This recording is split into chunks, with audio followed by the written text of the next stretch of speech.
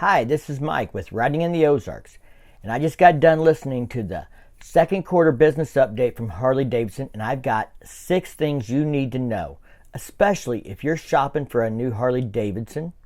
We're going to cover which models got a price increase and why all models now have a surcharge. On many of the slides that they presented, they covered how this compared to previous year 2020 and previous year 2019. That's because 2020 was a pandemic year and the numbers are going to be way off compared to a normal year. But even by comparing to 2019, that's not apples to apples. In 2019, Harley Davidson launched new bikes generally around September. That's when they would hit dealerships. So sales would push when the new models came out sometimes in September, and then they would die off through the winter, and then they would come back in the spring. But by second quarter, a lot of people that wanted a new bike already had it purchased. Now that Harley Davidson has changed their launch date to first quarter and bikes are hitting the dealerships in February, people are still buying bikes in the first and second quarter. So these numbers are not really an apples to apples because of that change. Now next year, if they continue the launch date on the same pattern, then things might even out a little better. All right, let's start off with some good news. Q2 compared to previous year is up 77%. But compared to 2019, it's still down 6%. Now, total revenue is made up of 2 segments, the motorcycle segment and the financial services segment. So pretty much everything that's not financial services falls under motorcycle segment, including parts and accessories, etc. As you can see from this slide, financial services are up in 2021 from 2020 and 2019. But the motorcycle segment is still struggling to get above where it was in 2019. Despite those challenges, Harley Davidson reported $206 million net income for Q2 and $465 million net income year to date. That should make the stock market analysts pretty happy. Worldwide sales were up in Q2, mostly due to North America. There was a decline in all other markets. Let's talk about market share. Harley Davidson has gained a few percentage points, and they're up to about 45% in the US. But that number has continued to decline and is down around 5% in Europe. Now granted, Europe's never been anywhere near as strong as US for market share, but with the lack of the streets and the Sportsters meeting Euro 5 standards and not being sold in Europe, this number is going to continue to decline. That's why the new Pan America and the Sportster S are so important to Harley Davidson, as those bikes have a lot of potential in the European market. Number 3 is inventory levels. Well, inventory levels this quarter are about the same as last quarter. I expected Harley Davidson was hoping to see inventory levels increase in Q2 and help build up inventory through Q2 into Q3, because in Q4 they switch over to building the 2022 models. So the 2021 models kind of get done by third quarter, and they have to have enough inventory to carry them over to the launch, which I assume will be February of 2022 based on what they did this year. I believe the reason inventory levels are not higher are because demand was greater than they expected, sales exceeded expectations. Another contributing factor to low inventory in this quarter could be the delays they discussed in getting inventory shipped to dealerships. Now, these delays are not production delays, they're logistic delivery delays that they're running into with shipping and transportation. I do believe we're going to continue to see low inventory on new bikes across the country, which is going to drive up demand for the dealerships that do have inventory, and some of them are going to continue to gouge at pricing above MSRP. So if you're shopping for a bike, it may be a tough year to get a deal. The 4th thing you need to know is they launched HD1 Marketplace on the website. That's their new segment on the website featuring their used motorcycles from multiple dealers across the country. You can search by model, distance, things like that. This is designed to compete with Cycle Trader and Rumble On, which was something they specifically mentioned in the call. I did some looking on there already, and unfortunately, what I see are a lot of used bikes that are 1 or 2 years old with low mileage selling for above MSRP for that same model brand new. Don't go anywhere yet, because we're going to get into the whole MSRP pricing thing and this new surcharge in just a second. I happened to be looking around on the Harley Davidson website the night before the call, and I noticed a surcharge now listed in the pricing section. That was not something I had ever noticed before.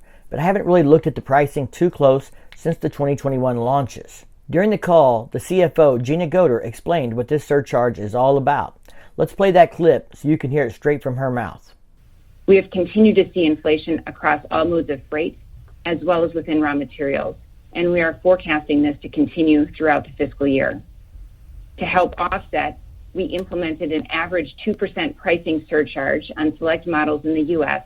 effective July 1st for the remainder of model year 21.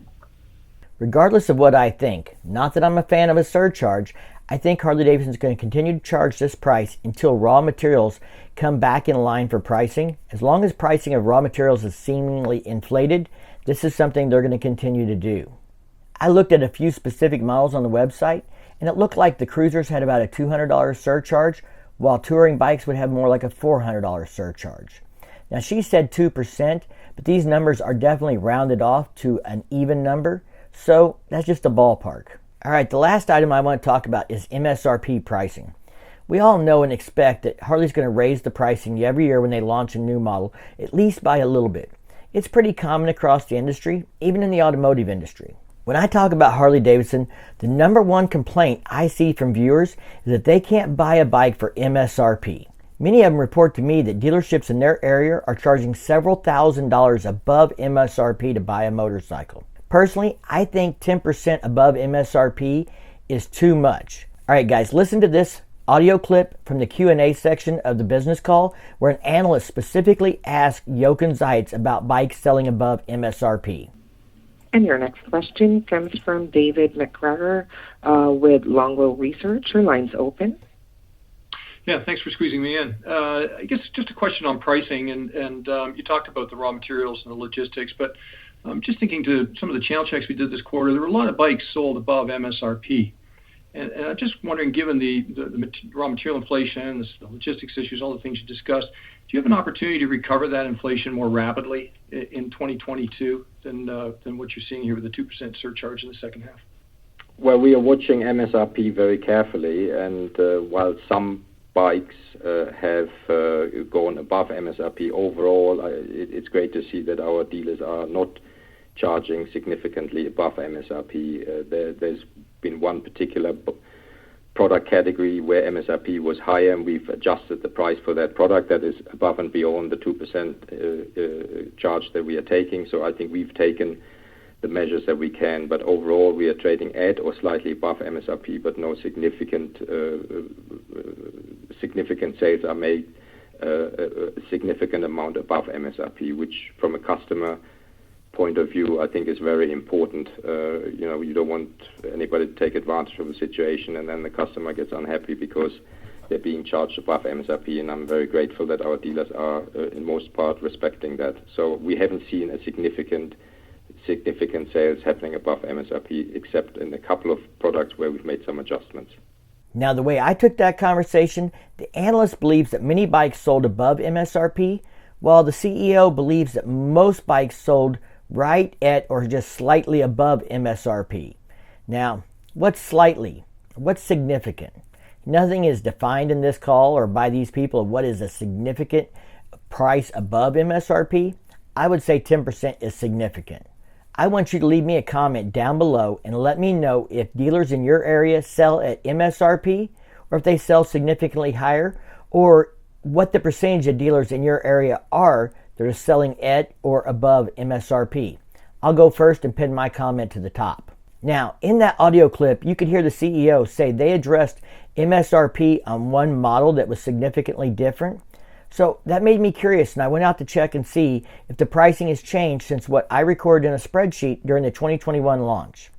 Now, my numbers may not be 100% accurate, and I'm not taking into account for all the different chrome versus black options and things like that. I tried to record the base price. Now, the website did fluctuate a little bit on that day as they seem to have trouble getting everything updated at once, but this is based on what I recorded. There's no guarantee these prices didn't change a month ago or a week ago. This is just based on what I recorded at the launch and what they are today. From what I see, all the Sportsters got another $250 price increase, and the Street Bob went up $400. Now, he didn't mention specific models, but everything else I checked across the cruiser and touring line is right where it was when I did the 2021 launch information. If you like this video, give it a big thumbs up. If you do that YouTube thing, check out the content on my channel. And if you dig it, don't forget to subscribe down below. Ring that bell to be notified the next time I drop a new video. And as always, thank you for support. Stay safe and keep on riding.